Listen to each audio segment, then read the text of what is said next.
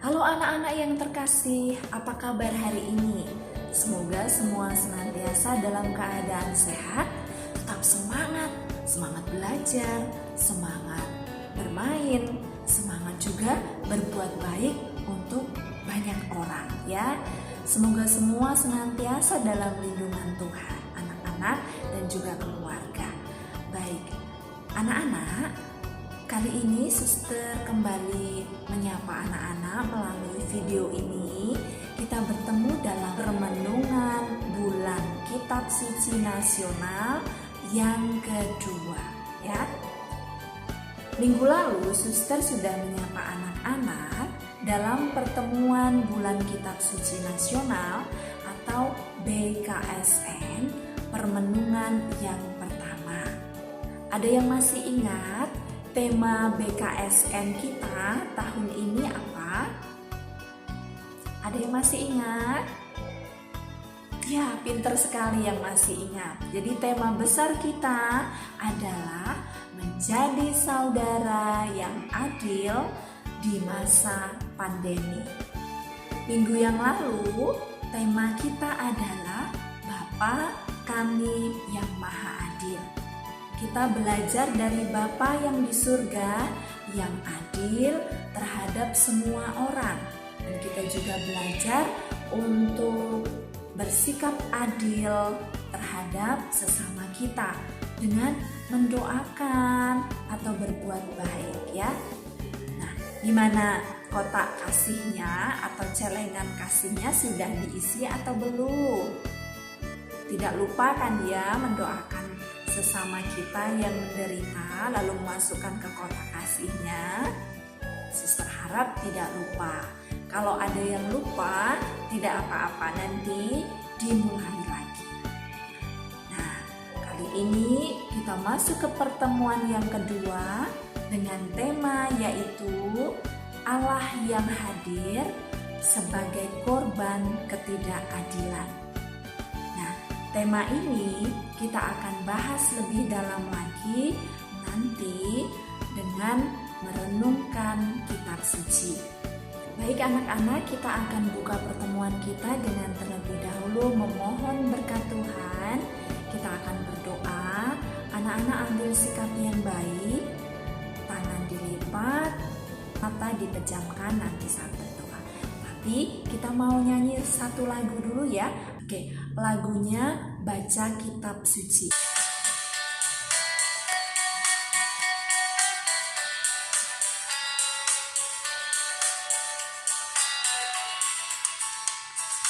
Baca kitab suci, doa tiap hari, doa tiap hari, doa tiap hari.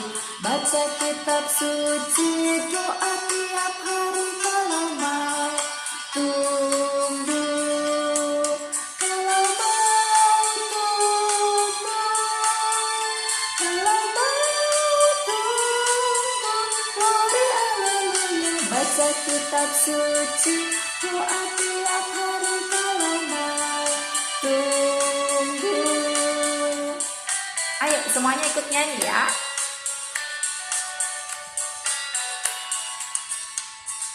Baca kitab suci, doa tiap hari, doa tiap hari, doa tiap hari. Baca kitab suci, doa tiap hari kalau mau tunggu.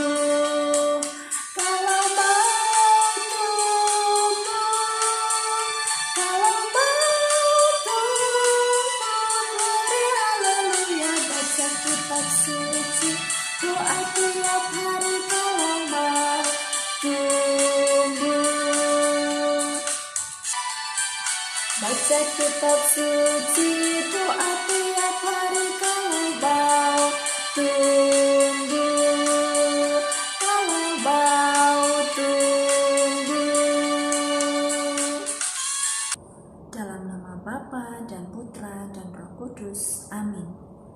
Bapa yang maha baik, kami bersyukur karena kami masih Engkau beri kesehatan dan juga semangat untuk belajar. Berkati kami dalam pertemuan PKSN yang kedua ini, agar kami dapat merenungkan sabdamu dan juga belajar dari Tuhan Yesus yang baik, yang menjadi gembala yang baik, yang menuntun domba-dombanya agar menjadi domba yang baik, yang peduli kepada sesama. Semua ini kami mohon dengan pengantaraan Kristus Tuhan kami. Amin.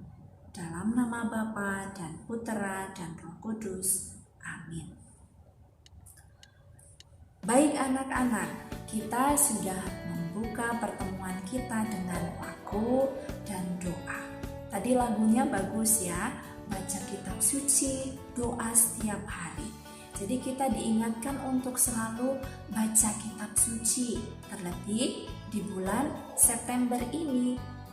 Tapi bukan berarti bahwa hanya di bulan September kita baca kitab sucinya. Di bulan-bulan yang lain kita juga sangat diperbolehkan untuk membaca kitab suci ya, dan berdoa setiap hari. Kalau kita mau tumbuh dalam iman, harap, dan kasih. Baik, kita mau langsung buka kitab suci kita masing-masing. Sudah siap kitab sucinya ya? Oke, kalau ada yang belum siap, diambil dulu sayang ya. Kita akan merenungkan dari Injil Matius bab 25 ayat 31 sampai 46. Anak-anak, ini cukup panjang Injilnya ya. Nanti anak-anak simak, boleh sambil membaca dan mendengarkan. Suster akan baca ya. Inilah Injil Yesus Kristus menurut Santo Matius. Apabila Anak Manusia datang dalam kemuliaannya dan semua malaikat bersama-sama dengan Dia, maka ia akan bersemayam di atas tahta kemuliaannya. Lalu semua bangsa akan dikumpulkan di hadapannya, dan ia akan memisahkan mereka seorang daripada seorang, sama seperti gembala memisahkan domba dari kambing. Dan ia akan menempatkan domba-domba di sebelah kanannya dan kambing-kambing di sebelah kirinya. Dan raja itu akan berkata kepada mereka yang di sebelah kanannya, "Mari, hai kamu yang diberkati oleh Bapa-Ku, terimalah kerajaan yang telah disediakan bagimu sejak dunia dijadikan. Sebab ketika aku lapar, kamu memberi aku makan. Ketika aku haus, kamu memberi aku minum.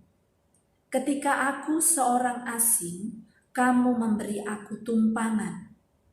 Ketika aku telanjang, kamu memberi aku pakaian. Ketika aku sakit, kamu melawat aku. Ketika aku di dalam penjara, kamu mengunjungi aku."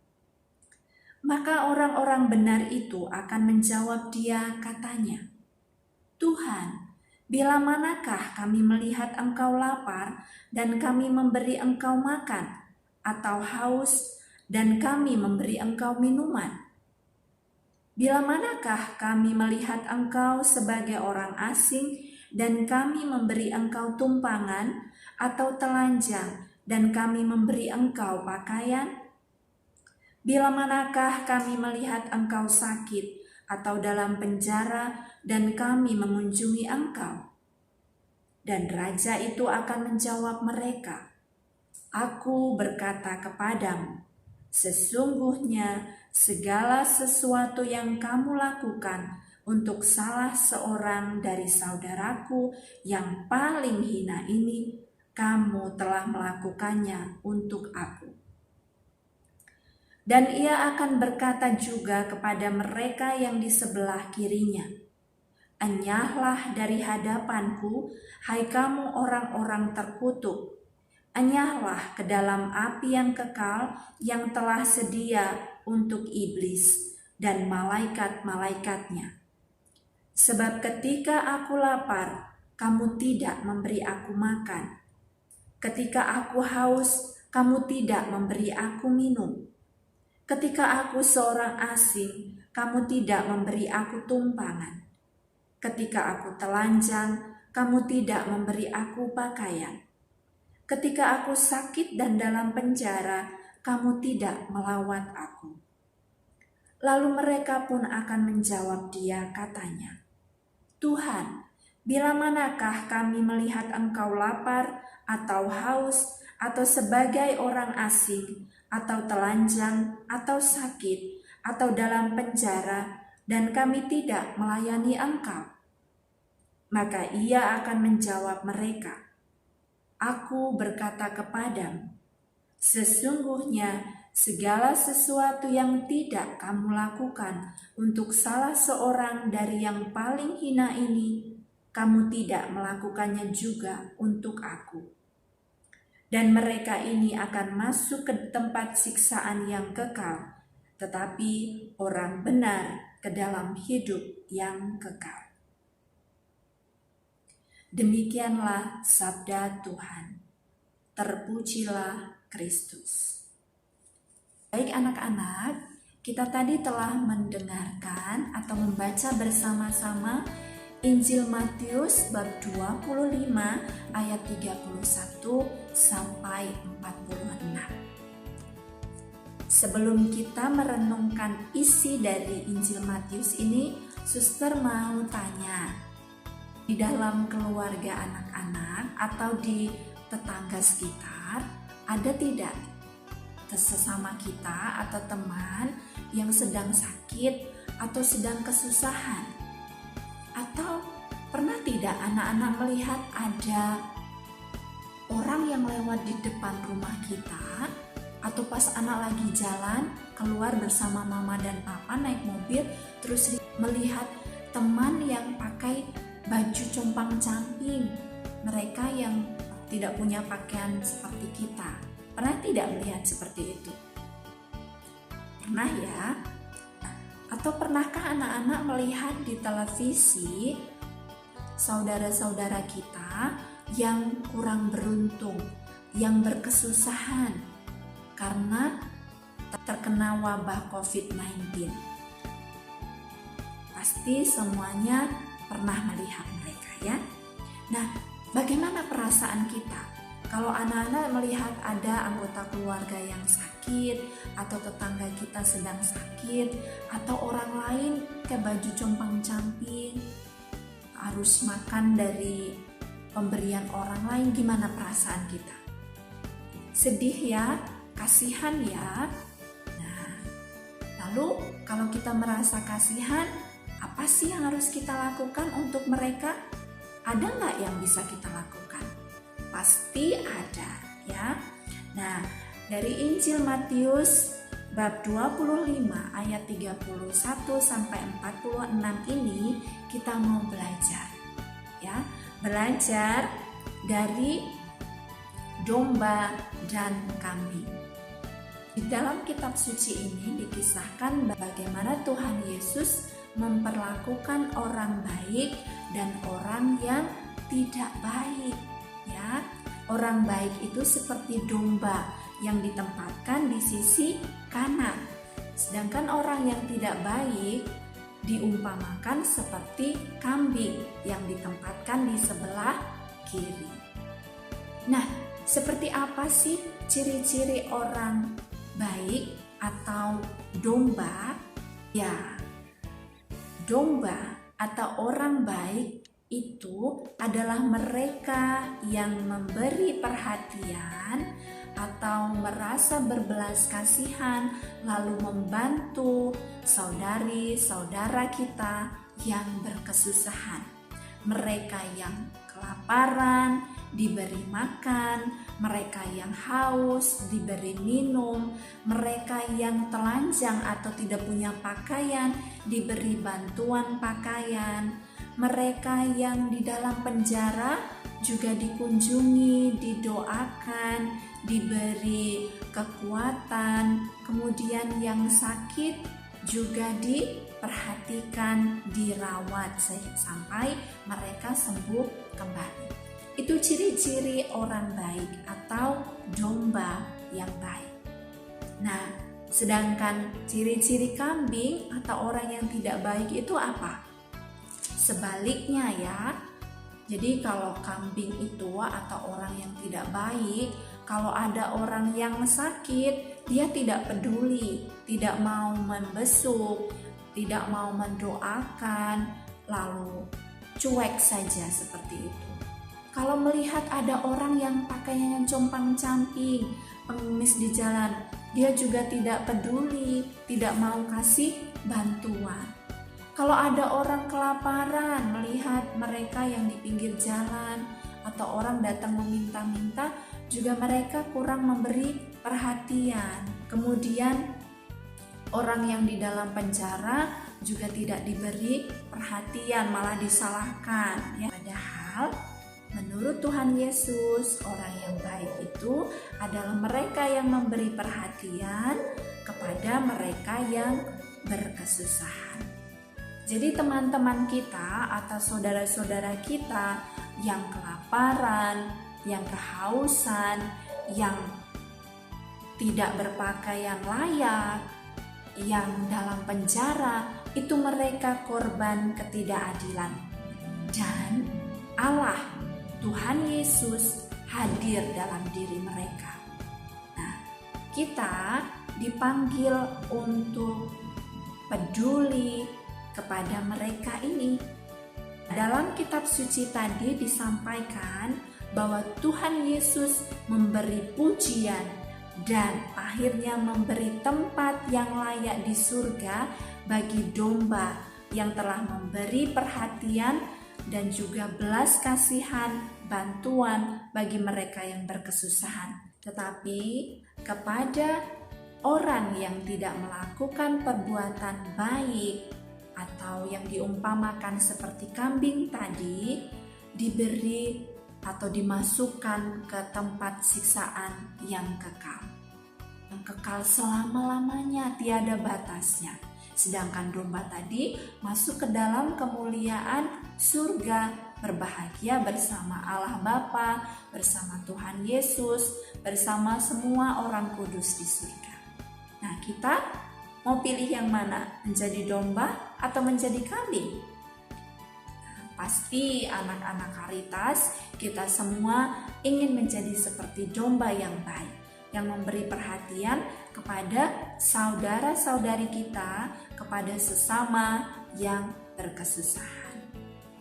Baik anak-anak, jadi pesan dalam permenungan BKSN yang kedua kali ini adalah menjadi domba yang baik bagi mereka yang berkesusahan. Karena di dalam orang-orang yang berkesusahan, Tuhan Yesus sendiri hadir. Kalau kita berbuat baik untuk mereka, kita juga berbuat baik untuk Tuhan Yesus sendiri. Anak-anak nanti silahkan di rumah menulis satu niat baik yang akan anak-anak lakukan untuk orang yang mengalami ketidakadilan atau sedang mengalami susah. Nanti ditulis dalam gambar ya. Anak-anak nanti tulis niat baiknya, boleh dibantu sama mama atau papa atau mbak atau oma, opa yang ada di rumahnya. Nanti ditulis yang cantik lalu dihias. Nanti suster akan ajari bagaimana membuat niatnya ya. Nah, begitu saja. Semoga anak-anak juga semakin terinspirasi untuk melakukan hal yang baik ya. Baik anak-anak, kita akan tutup dengan sebuah lagu ya. Judulnya Perjanjian Baru yang ada di dalam kitab suci.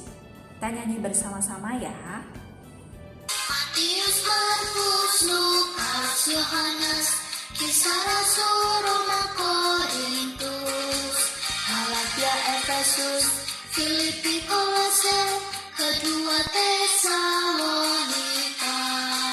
1 dan 2 Timotius, Titus, Filemon, Ibrani, Yakobus, Petrus, 3 Yohanes, Yudas dan akhirnya Wahyu.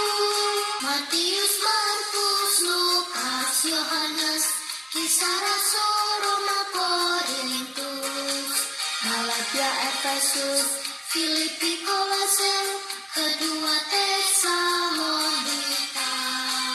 1 dan 2 Timotius, Titus, Filemon, Ibrani, Yakobus, Petrus, 3 Yohanes, Yudas dan akhirnya Wahyu. Yakobus, Petrus, 3 Yohanes, Yudas dan akhirnya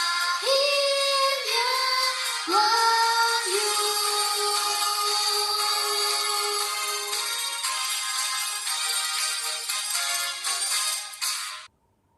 Dalam nama Bapa dan Putra dan Roh Kudus. Amin. Bapa yang Maha Kasih, kami mengucap syukur atas berkat-Mu dalam pertemuan BKSN yang kedua ini. Terima kasih karena Engkau telah menunjukkan kepada kami domba yang baik yang berkenan kepadamu. Kami mohon berkatilah kami agar kami dapat menjadi anak-anak yang peduli dan mau memberi. Kami mau bersyukur atas segala anugerah-Mu dan rela berbagi berkat lewat senyum tulus dan kerelaan berbagi pada sesama kami yang membutuhkan. Semua ini kami haturkan kepadamu dengan pengantaraan Kristus Tuhan kami. Amin. Santo Fransiskus dari Assisi, doakanlah kami. Mother Teresa Selmakers, doakanlah kami.